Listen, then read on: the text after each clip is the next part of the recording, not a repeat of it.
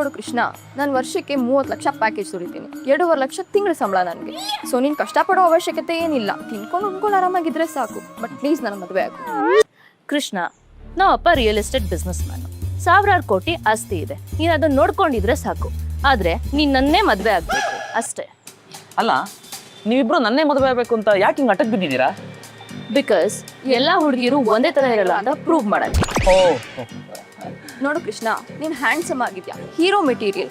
So ನಾನು ಸ್ವಲ್ಪ savings ಮಾಡಿದ್ದೀನಿ, ಅದೇ ದುಡ್ಡಲ್ಲಿ ಸಿನಿಮಾ ಪ್ರೊಡ್ಯೂಸ್ ಮಾಡ್ತೀನಿ. ಸೊ ಪ್ಲೀಸ್ ನನ್ನ ಮದುವೆ ಆಗು. ಕೃಷ್ಣ, ಸಿನಿಮಾ ಅಂತೆಲ್ಲ ಯಾಕೆ ಕಷ್ಟಪಡ್ತೀಯಾ?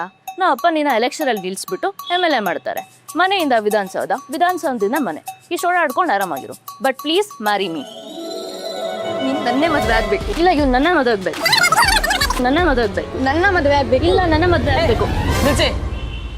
ನೋಡಿ, ನನಗೆ ನಿಮ್ಮಿಬ್ರು ಆಫರ್ ಇಷ್ಟ ಆಯ್ತು. ಬಟ್ ನೀವೇ ಡಿಸೈಡ್ ಮಾಡ್ಕೊಂಬನ್ನಿ, ನಾನು ಯಾರನ್ನ ಮದುವೆ ಆಗಬೇಕು ಅಂತ. ಓಕೆನಾ?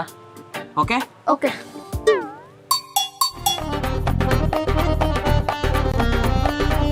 ಈ ಹುಡುಗಿರು ನಾನಂದ್ರೆ ಯಾಕೆ ಹಿಂಗೆ ಬಿತ್ಸಾಯ್ತಾರೋ?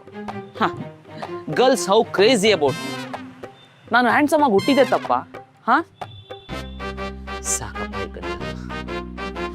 ಓಹ್, ಡಿಸೈಡ್ ಮಾಡಿದ್ರಾ? ಏನು ಡಿಸೈಡ್ ಮಾಡಿದ್ರಿ? ಅಂದ್ರೆ